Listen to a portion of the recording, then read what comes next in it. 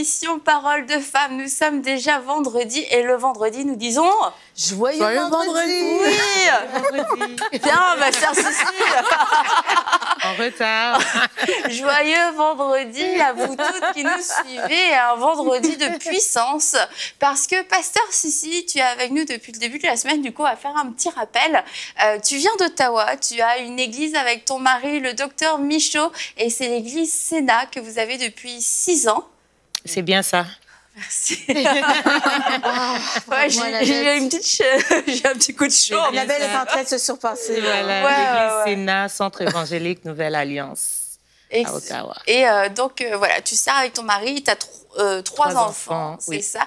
Et dans toute cette vie super occupée, mais très bien organisée, j'en suis sûre, tu as trouvé le temps de venir nous voir cette semaine pour venir nous bénir dans Parole de Femmes et bénir de nombreuses femmes qui nous ont suivis depuis le début de la semaine. Et je crois qu'il y a des fondations qui ont été posées, des choses qui ont été sûrement aussi corrigées dans la manière de faire, de penser. Et nous avons maintenant des femmes de bon sens, des femmes qui réfléchissent, des femmes soumises, des femmes qui savent donner des conseils, recevoir des conseils, des femmes aussi qui prévoient et des femmes intelligentes. Et aujourd'hui, nous allons parler des femmes de puissance. Waouh. Oui, nous allons parler des femmes de puissance. Parce que nous avons un Dieu très puissant, El Shaddai. Et en étant des femmes, Dieu a mis en nous aussi cette force-là, cette puissance, parce qu'au fait, quand on parle de la puissance, on ne parle pas nécessairement de la force physique, mais on parle du courage, on parle de la bravoure, on parle de ce côté-là où la femme peut se dire « je suis capable ». Je peux le faire, je peux y arriver. Et plusieurs femmes se minimisent, elles pensent qu'elles ne sont bonnes à rien. Et en tant que femme chrétienne à l'église, on peut voir, on est entouré des femmes. Moi, j'encadre un groupe de beaucoup des femmes à l'église et des jeunes filles. Et dernièrement, quand j'ai fait ma conférence des femmes, c'est là que j'ai appris les qualités que Dieu a déposé dans chaque femme, parce que la manière dont je préparais ma conférence, j'avais laissé à chaque femme qui venait à la prière de la préparation le temps de parler, de prier. Et là, j'ai découvert la force dans chacune de ces femmes. Et avant de commencer l'émission, on parlait, Mathilde disait, il y a plusieurs femmes qui ne se connaissent pas, même à l'église. Elles se disent qu'elles n'ont rien à donner. Et pourtant, si on pouvait savoir la force que Dieu a mis en nous, je pense que chaque femme donnerait ce qu'elle a. Donc, on parle du courage, de la bravoure, de se dire, oui, je peux y arriver, je peux faire. Si l'autre l'a fait, moi aussi, je peux le faire. Et cette force-là, il ne s'agit pas de l'agressivité, il ne s'agit pas de... C'est important de le souligner. Voilà, il ne s'agit pas de l'agressivité parce que souvent quand on parle de la force, de la puissance, on voit les muscles. Non, ce n'est pas ça.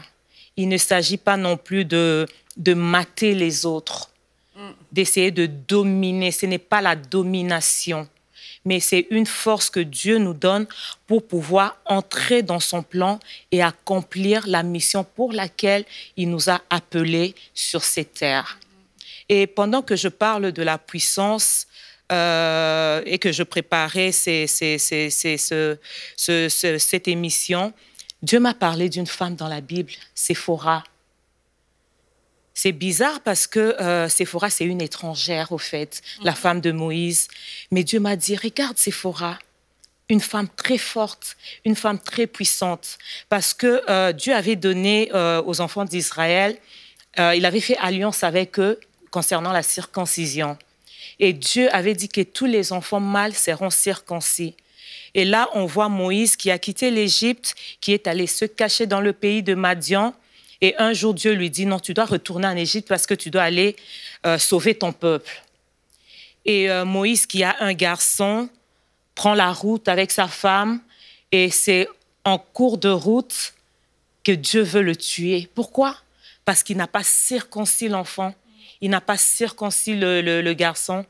Et cette femme étrangère, Séphora, qui n'était pas là quand Dieu avait donné la loi de la circoncision, mais une femme très avisée, une femme très forte. Elle a pris une pierre, elle a circoncis l'enfant et elle a jeté le prépuce aux pieds de son mari qui a été sauvé. Quelle force! Et c'est paradoxal, parce que Séphora, ça veut dire petit oiseau en plus. Non, mais, oui, exactement. Ça fait vraiment une femme un peu légère, voilà. volatile, qui a vraiment posé un acte, c'est vrai, très courageux et audacieux. Et on a souvent du mal en plus à comprendre ce passage. Et Séphora n'est pas forcément la personne qui nous marque le plus dans les personnages bibliques de la Bible. Voilà. Mais j'aime bien quand on met en avant certaines femmes qui n'ont pas une très bonne réputation biblique parce que c'est vrai qu'elle a fait quelque chose de remarquable ce jour-là. C'est ça, elle a sauvé son mari. Elle a prouvé qu'elle était une femme forte, une femme puissante. Combien de nous serions en train de paniquer Paniquer et l'autre va mourir là sur le coup. Mais sa force a fait qu'elle puisse sauver son mari. Et en tant que femme, en tant que mère, en tant qu'architecte, nous avons besoin de cette force-là. Cette force pour sauver les autres. Cette force pourquoi ne pas sauver ce monde quand nous regardons où va le monde actuellement? Il n'y a pas toujours les bonnes choses qui nous entourent. Et des fois, on est révolté de voir ces choses-là. Mais quelles sont les actions que nous faisons pour pouvoir changer les choses autour de nous? Wow. Quand je pense à la puissance, c'est ça, hein, c'est vraiment dans le sens de changement. Quand on regarde la société, on qualifie quelqu'un de puissant quand il a beaucoup d'autorité, beaucoup de pouvoir. Et on dit, voilà, les chefs d'État sont puissants et tout.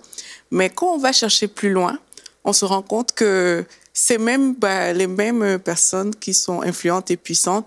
Face à la maladie, face à certains problèmes vraiment sérieux, face peut-être même à des démons, ces personnes sont complètement impuissantes en fait. Et là, on a une jeune femme comme ça qui a l'autorité de Christ en elle et qui peut venir commander à la maladie de quitter un corps, qui peut venir commander à des démons qui peuvent torturer la vie des personnes dites plus puissantes, de dégager, et ils obéissent. Et quand moi je vois tout ça, je me dis, c'est sûr que la puissance, ce n'est pas telle qu'on nous l'a enseignée ou telle que le monde le définit. La puissance, vraiment, c'est travailler avec Dieu. Parce que, bon, comme Pasteur Sissi disait, Dieu est puissant. Et refléter cette puissance-là et pouvoir dire à une maladie, quitte ce corps. Pouvoir parler à quelqu'un qui est mort et dire, maintenant, lève-toi au nom de Jésus-Christ. Pouvoir faire ça et voir des résultats, pour moi, c'est la puissance même. Et une femme qui est revêtue de l'Esprit de Dieu, qui a l'autorité de Christ, mais c'est une femme qui est capable de faire toutes ces choses-là. Donc, c'est vraiment pas une question de muscle, c'est une question d'autorité, mais d'autorité spirituelle qui vient du Seigneur Jésus et qui, lorsqu'elle est exercée, mais on ne peut que voir les résultats. C'est quelqu'un qui transporte la gloire de Dieu, qui est quelqu'un de puissant, en fait. Exactement. Et quand on a ça, on ne cherche pas à gauche, à droite, on ne cherche pas forcément à se faire valoir, mais les faits parlent d'eux-mêmes. Lorsque quelqu'un qui était tourmenté de nombreuses années par un mauvais esprit, on peut venir en une seconde et dire au mauvais esprit, mais quitte ce corps au nom de Jésus-Christ. Les faits parlent d'eux-mêmes et c'est ça la puissance de Dieu. C'est vraiment clair. Et c'est pas non plus une question de titre, parce que tu parlais de l'autorité qui est humaine, l'autorité qu'un homme ou une femme peut nous donner, mais aussi quelquefois il y a des titres et des gens sont limités dans leur puissance. Ah moi j'ai pas le titre de, je suis pas monsieur ou madame un tel, mais je pense à Rahab qui était une prostituée. Elle avait aucun titre pour être une femme puissante, influente, mais elle avait, je crois, un cœur en fait, et que le cœur dépasse un titre, dépasse une autorité humaine, et un cœur qui est prédisposé à servir Dieu, qui est prédisposé à faire le bien. C'est un cœur qui qui est vraiment un canal parfait pour que Dieu déverse sa puissance. Et cette femme a été tellement inspirée ce jour-là. Cette femme qui était prostituée, donc celle qui est méprisée de tous, c'est pas celle, a priori, qui aurait pu faire quoi que ce soit de bon. Mais cette femme a sauvé sa famille. Pourquoi? Parce qu'elle a caché 2 espions. Elle a eu une inspiration et un courage exceptionnel qui ont sauvé la vie de toute sa famille. Et cette femme avait un titre, quand même, celui de prostituée, quoi. Voilà. Et pourtant, elle a fait toute la différence par son courage à ce moment-là. Ben c'est ça, je pense vraiment qu'être puissante, c'est faire la différence. Et dans la parole de Dieu, c'est Dieu ordonne que tu sois puissant. Voilà. Et Dieu ordonne que nous soyons puissantes et que nous puissions faire une différence. Et comme on dit depuis le début, c'est pas être puissante selon le monde, puissante à faire le mal ou des schémas diaboliques, voilà. Mais vraiment puissant pour impacter ce monde, impacter la vie de nos enfants, impacter parce qu'on n'est pas obligé d'être une PDG d'une très grande entreprise pour être puissante. On peut être puissante de la manière dont on règne sur notre foyer, qu'on élève nos enfants, puissants justement pour les protéger du mal, parce qu'on exerce notre autorité qu'on a reçue en Jésus-Christ. Être puissant, c'est d'exercer justement cette autorité qu'on a reçue. Et dans Luc 10, 19, ça dit que Dieu nous a donné le pouvoir de marcher sur toute la puissance de l'ennemi. Ben, je te redonne, Dieu nous a donné cette puissance de marcher justement contre on marche avant contraire. C'est dans les vents contraires qu'on est un chrétien qui vit dans ce monde. On vit dans souvent une adversité pratiquement constante. Dès que tu fais quelque chose pour le royaume de Dieu, eh bien, c'est certain que tu déranges le royaume des ténèbres. Donc, Dieu nous a donné une autorité et c'est de cette manière-là, je peux construire une vie où vraiment je manifeste la puissance de Dieu dans toutes les sphères de ma vie, dans mon foyer, dans mon travail, dans mon église, et je fais une différence. Et vraiment, il y a dans Ésaïe, dans le psaume 112, ça dit que la personne le juste va laisser un héritage et on va parler du juste pendant longtemps. Et je pense que le juste, c'est quelqu'un justement de puissant qui connaît son héritage. La femme juste, c'est quelqu'un qui connaît qui elle est en Christ. Et la différence, c'est qu'on va encore parler de nous une fois qu'on va être parti. Et si on parle de nous en bien, parce qu'on va avoir fait une différence, parce qu'on va avoir marqué la vie. Si je suis une enseignante, peut-être je peux avoir marqué la vie de mes élèves. C'est ça. Je suis une maman, je vais avoir marqué la vie de mes enfants pour le bien, pour le mieux. Et donc, vraiment, être puissant, je pense, c'est de faire une différence pour impacter le monde, laisser une trace, mais vraiment une trace de la présence de Dieu, une trace de la gloire de Dieu. Et si on est capable d'être ces transporteuses de gloire, on va être puissante. Wow. Amen. Alléluia. Amen. Amen. Et tu parles le fait de transmettre ça aux enfants. Et on a beaucoup parlé des enfants tout au long de cette série. Mais je crois que oui, en effet, être une femme puissante, c'est une femme qui va avoir assez qui va expérimenter la puissance tellement fortement dans sa vie qu'elle va pouvoir la transmettre à la génération suivante. La puissance de Dieu ne va pas s'arrêter à moi. Exactement. Moi, j'expérimente. Non, j'ai besoin de donner un héritage. Et il y a un des psaumes qui dit racontez à vos enfants la grandeur de Dieu, les louanges de Dieu, qui se rappellent ses œuvres, etc. Et qui ne soient pas comme leur père avec un esprit léger et pour se détourner de lui et faire ce qui lui déplaît, mais qu'au contraire, ils se souviennent de lui, qu'ils se rappellent de sa grandeur, qu'ils se rappellent de ses œuvres et qu'ils le suivent avec un cœur tout entier. Et je pense qu'une des plus grandes récompenses en tant que femme, c'est de pouvoir enfanter et de voir ses enfants naturels et spirituels porter à leur tour cette puissance dans les générations à venir, en fait. Parce que quelquefois, on la minimise un petit peu. On est très centré sur nous-mêmes, le moment présent. Seigneur, utilise-moi, moi. Mais je ne dis pas qu'il faut se limiter à ça, mais une des grandes puissances, c'est de pouvoir transmettre et léguer quelque chose à quelqu'un, un héritage. Wow. Et cette force-là va même au-delà de la force physique de l'extérieur, c'est une force aussi qui est intérieure, une force de l'âme qui fait que tu peux être entouré des situations difficiles. Oui, tu pleures, mais tu continues. dans ta douche, tu pleures parce que tu ne veux pas que ton mari te voie pleurer, tu ne veux pas que tes enfants te voient pleurer. La situation est tellement difficile, tu te sens mal, tu ne comprends pas les choses qui se passent autour de toi, tu vis dans l'adversité, mais tu dois continuer. Et cette force-là, tu vas la puiser dans le Saint-Esprit qui te fortifie à l'intérieur pour que cette force-là vienne de l'intérieur et ressorte à l'extérieur. Donc, ça fait que, oui, c'est dur. Oui, j'ai mal, mais je continue. Je pleure, oui, mais je continue. C'est ce que dans Genèse, l'autre femme d'Abraham, Agar, dans le désert, alors qu'elle était chassée avec son fils, elle voyait son fils mourir. Elle voyait le fils qui était en train de partir. Elle avait mal, ça lui faisait mal. C'est le seul fils qu'elle avait. Elle pleurait, elle criait à Dieu. Mais elle s'est dit, Seigneur, je ne laisserai pas cet enfant mourir. Et dans la vie de tous les jours, nous arrivons à des situations comme ça, où tu te dis, Seigneur, c'est toi qui m'as donné cet enfant. Je ne veux pas le voir mourir. C'est toi qui m'as donné ce mariage. Je ne veux pas le voir partir. C'est toi qui m'as donné la santé. Je ne veux pas que le diable se joue de moi.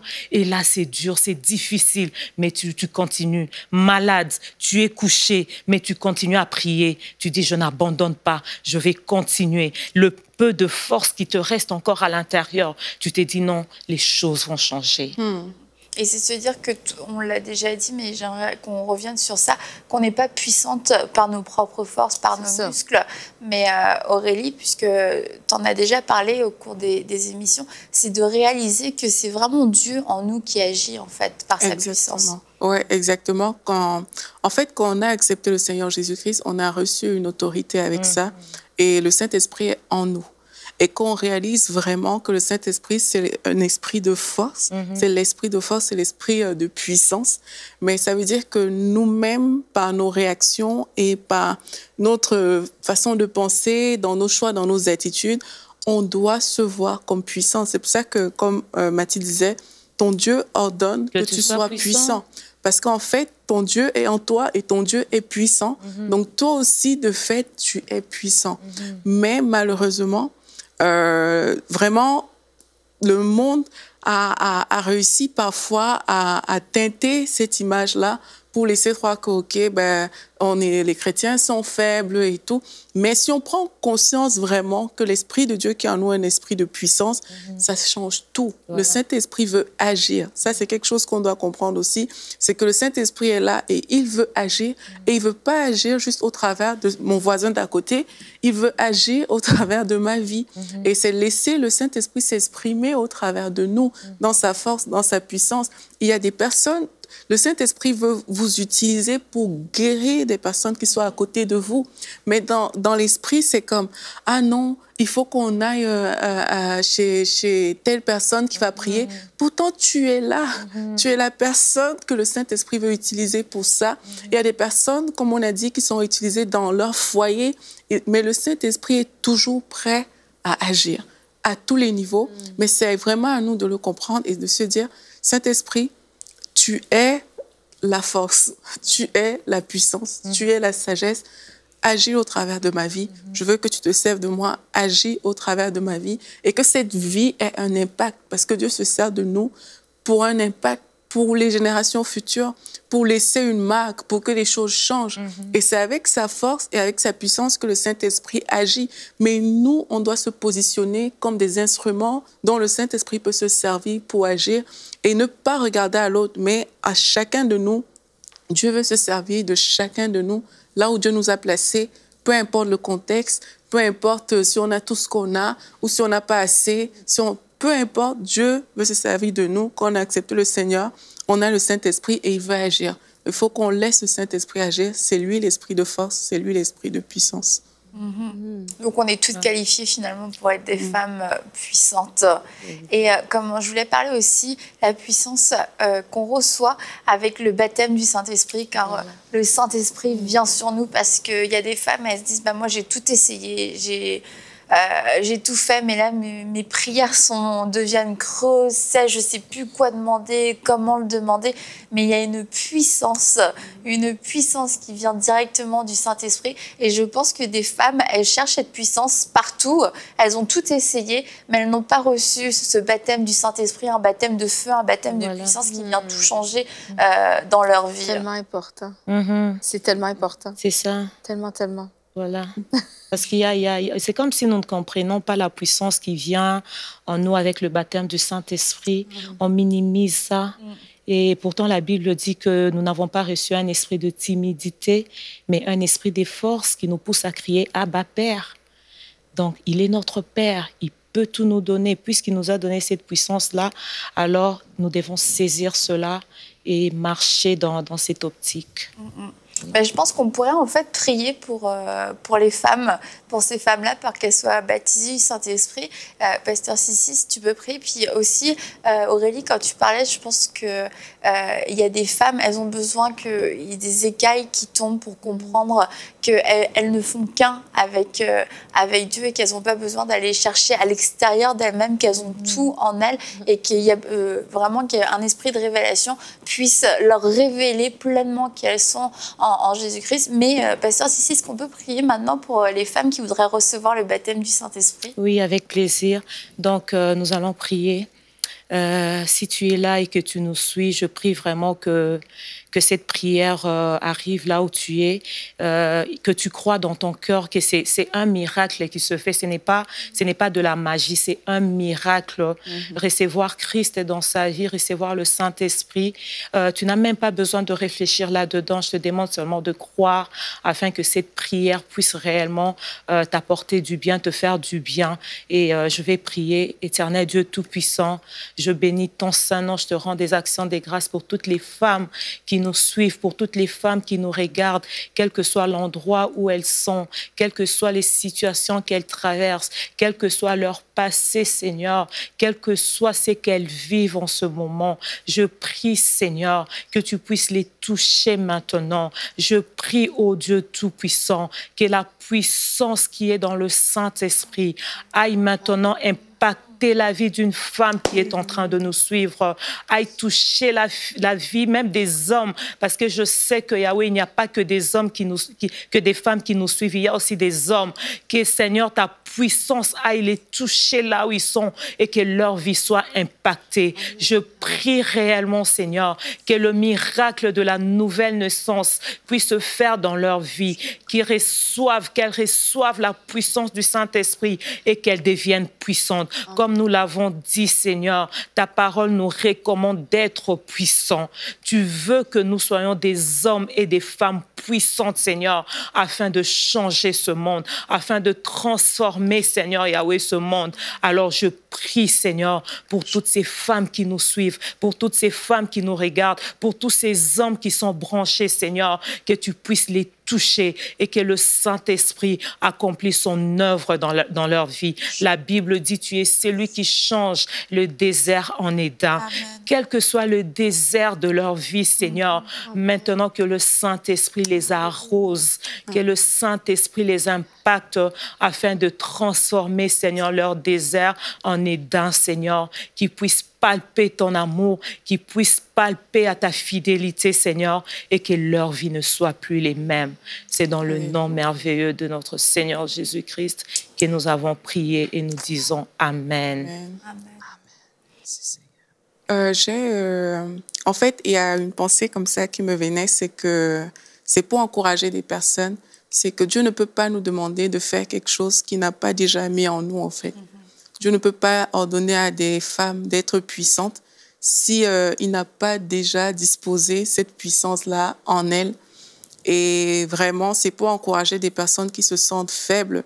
Peut-être qu'il y a des personnes qui nous écoutent et qui se sentent vraiment incapables, en fait, d'agir ou qui ont essayé beaucoup de choses qui n'ont pas fonctionné et qui ont tiré la conclusion selon laquelle elles sont incapables.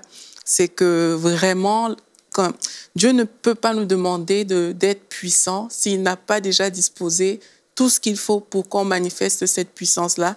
Mais c'est vraiment de croire vraiment à la parole de Dieu, en fait.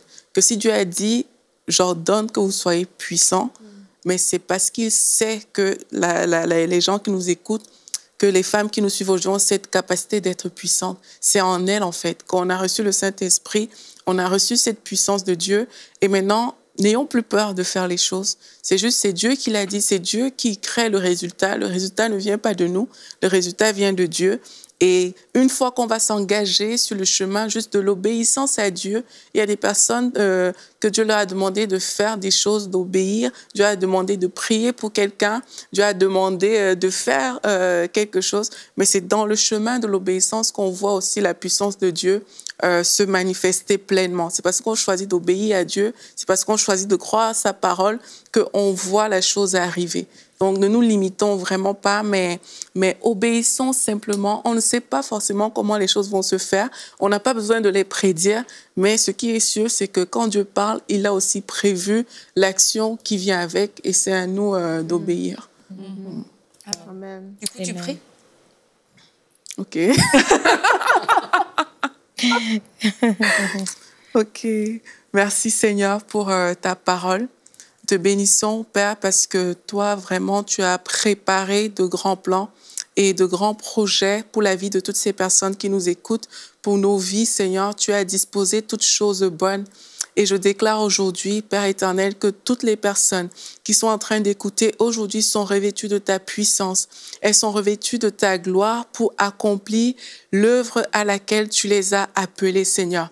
Il y a des femmes qui doivent impacter dans leur famille.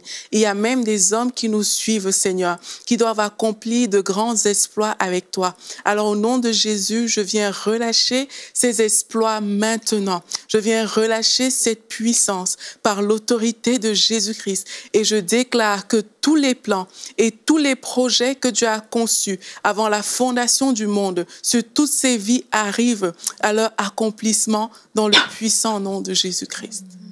Amen. Amen. Amen. Merci beaucoup, Pasteur Sissi, d'avoir passé cette semaine avec nous, de nous avoir bénis avec ce thème de l'architecture. Oui. On n'a pas l'habitude de parler architecture dans Parole de Femme, mais c'était vraiment très bon. Et j'aimerais juste le rappeler avant de terminer, si vous avez pris la série en cours de route, déjà allez suivre les autres épisodes. Mais les colonnes dont nous parlions, vous pouvez les retrouver dans Proverbe 8 à partir du verset 12, « Je suis la sagesse, le bon sens m'accompagne, je sais agir avec réflexion. Être soumis au Seigneur, c'est détester le mal. Pour ma part, je déteste l'orgueil et l'arrogance, les mauvaises actions et les paroles trompeuses. Conseiller et rendre prévoyant, voilà mon rôle. Je suis l'intelligence elle-même et c'est moi qui donne la puissance. » Donc, je vous invite à aller consulter, à aller méditer vous-même ce verset. Je crois qu'il y a des révélations qui appartiennent à votre vie, à votre destinée, qui doivent être déposées dans votre cœur, que le Seigneur veut vous parler à vous personnellement pour faire quelque chose d'extraordinaire et que vous n'attendiez pas de passer devant de grands immeubles, de grandes constructions historiques pour vous dire « Waouh !» mais qu'en regardant votre propre vie, en regardant la vie autour de la vie de votre entourage, vous puissiez vous dire « Waouh, ça c'est l'architecte divin qui a construit tout ça » et que vous puissiez rendre la gloire à Dieu et que votre vie ne soit plus ou ne soit pas un champ de désolation. Donc, on vous dit à très bientôt pour une prochaine émission de Parole de Femme et encore merci à vous toutes d'avoir été là. Merci Pasteur Sissi. Merci beaucoup, merci Mathilde, merci.